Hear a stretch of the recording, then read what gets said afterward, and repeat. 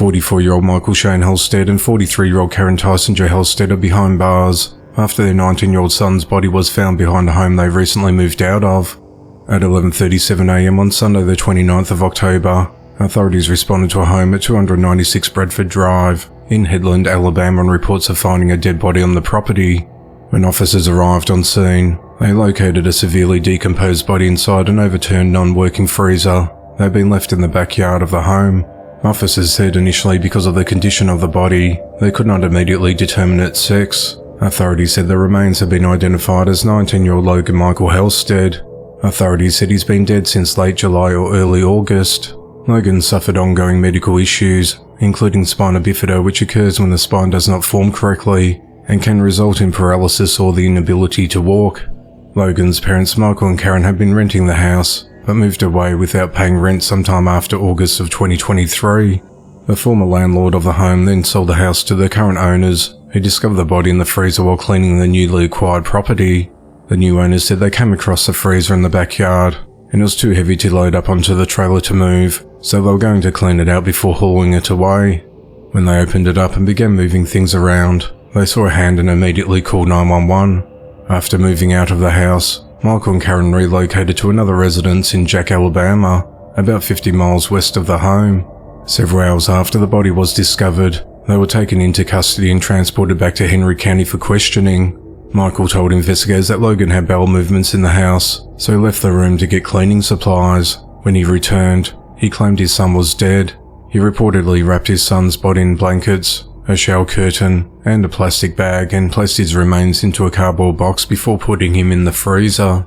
He said he moved the rest of his family, which included his twin children, out of the house following Logan's death. Michael said that he later called Headland Police to alert them that his son's remains were in the freezer weeks before it was discovered, but officers failed to find them in a previous search of the property and left. Henry County Sheriff Eric Blankenship said that Michael claimed he suffered a manic episode and didn't remember how his son's body got inside the non-working freezer. There was just a lot of discrepancies in the stories and the timelines and so forth, which kind of threw up some red flags with us that there may be, something else behind this, or something that both parties are not being truthful about. Michael and Karen were arrested and charged with abuse of a corpse and were initially held without bond at the Henry County Jail. During a court hearing on Monday the 30th of October, Michael testified that his wife had nothing to do with disposing of their son's body. A judge set their bond at $175,000 each. Authorities said an autopsy is pending, which may lead to upgraded charges against the couple, including murder. The couple's twin children are reportedly in the care of Alabama Department of Human Resources. The investigation into the matter continues. 33-year-old Michael Jones is behind bars after accidentally shooting his 4-year-old son at their home. At 10:12am on the 31st of October, authorities responded to an apartment at 25 Queen Street in Cranston, Rhode Island, on report of a child that had been shot. The caller indicated that the father was responsible for the shooting. When first responders arrived, they found Michael holding his son, who had a gunshot wound to his head. The boy was transported to Hasbro Children's Hospital in Providence, where he underwent emergency surgery and remains in a critical condition. Michael told investigators that he was in the second-floor bedroom of the residence when he was handling a loaded handgun, which accidentally discharged, causing a bullet to travel through a wall and hit his son in an adjacent room. The child's grandfather, who lives on the first floor, called 911 for medical help. During a search of the premises, investigators recovered a handgun believed to be used in the shooting. Michael's charged with assault, possession of a firearm by a prohibited person, and firing a weapon in a compact area. An additional charge of violating a suspended sentence is expected from the State Attorney General's office.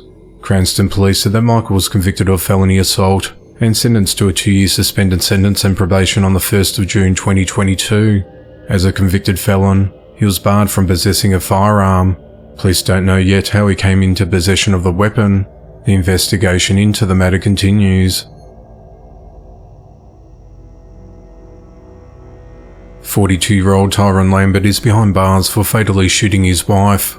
At just after midnight on Saturday the 28th of October, a visitor at 162 Topaz Drive in Dallas, Georgia called 911 after Tyrone came to the house of his estranged wife, 37-year-old Jasmine Lambert. He forced his way inside through the back door and threatened multiple people with a gun. When he learned that someone had contacted authorities, he fled the scene before deputies arrived, Paulding County deputies filed a report and began the process of obtaining warrants for his arrest. They also placed the residents on zone patrol and put out a be on the lookout alert for Tyrone and his vehicle. At 7:12 a.m, authorities received another call from the home indicating that Tyrone had returned to the premises and forced his way through the back door again. Deputies responded to the scene and heard a gunshot. As deputies made their way to the back of the home, they stopped Tyrone at the side gate and apprehended him after a brief struggle.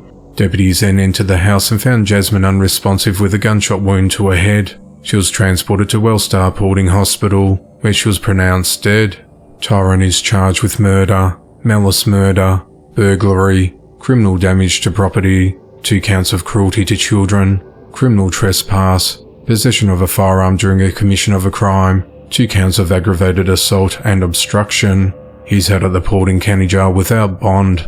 Jasmine was the mother of 2 and a 3rd grade teacher at Still Elementary School in Cobb County. Authorities said there was a temporary protective order filed against Tyrone last year, but it expired. The investigation into the matter continues.